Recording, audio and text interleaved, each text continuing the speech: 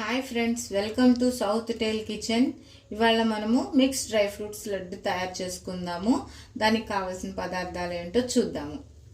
ముందుగా నెయ్యి, 10 బాదం పప్పు, 10 జీడిపప్పులు, తర్వాత sunflower seeds, pumpkin seeds, makhana, కొబ్బరి తురుము, కస్కస్, ఇంకా బెల్లము.